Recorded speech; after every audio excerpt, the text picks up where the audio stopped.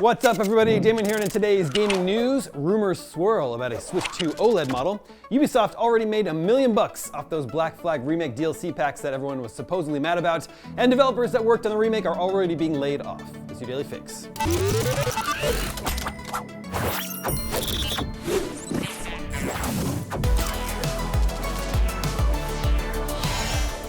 Nintendo is reportedly considering plans to launch a Switch 2 OLED model, though remains concerned over how much it might cost. A fresh report by ZDNet quotes industry sources familiar with plans to launch an upgraded Switch 2 model with a 1080p OLED screen supplied by Samsung. But while apparently in discussion, these plans remain uncertain due to the increased costs involved, it's reported. OLED screens are widely considered better quality than LCD, which Switch 2 currently uses, but come with higher manufacturing costs that will need to be passed on to the consumer.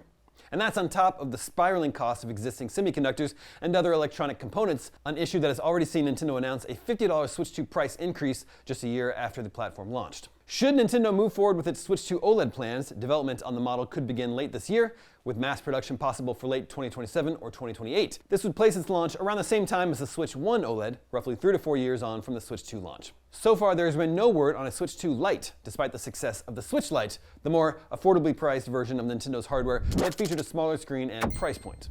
Moving on, the Assassin's Creed Black Flag Remake's controversial $85 collection of Day 1 DLC apparently earned Ubisoft an extra $1 million on Steam. That's according to Alinea Analytics' Reese Elliott, who has published detailed sales information for the game's PC release.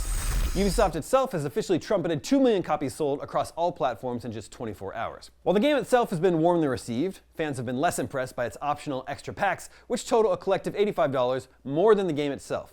The cheapest of these extra packs, the $5 map pack, reportedly has a 6.34% Steam attach rate, meaning that around 1 in 15 players purchase it. The pack, a mainstay of Assassin's Creed releases, highlights in-game collectibles without the need to discover their locations manually. Fewer people purchase the game's various $10 cosmetic packs, with an attach rate for each around 2%, around 1 in 50 players.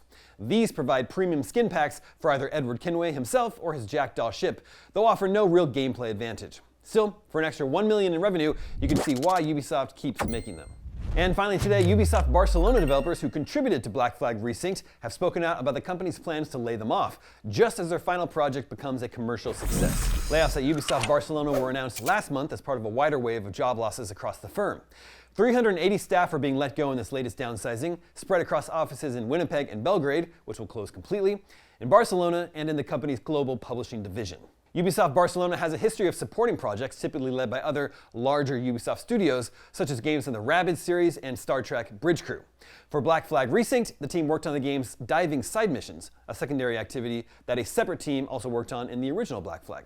Manal Kota, a tech and gameplay animator at the studio, wrote on social media, "Ubisoft Barcelona did all the underwater levels, and that same team is being fired right now because Ubisoft thinks that's what we deserve." Ubisoft plans for its Barcelona team to now focus solely on the Rainbow Six franchise, IGN understands, as part of wider organizational changes that have seen repeated reshufflings and redundancies across the whole company. Ubisoft has cut hundreds of staff and fully closed numerous studios recently. In January, it canceled 6 games, including its Prince of Persia: Sands of Time remake, and closed 2 studios, while making layoffs at its office in Abu Dhabi, at Trial Studio Red Lynx, and at Avatar Frontiers of Pandora outfit Massive Entertainment.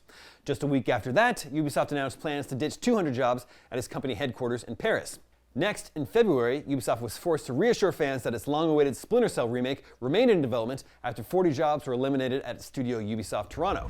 So yeah, Black Flag Remake is a hit, but it still leaves the future of Ubisoft in question. And that's your Daily Fix for Tuesday, July 14th. It's time for a brand new month of gaming.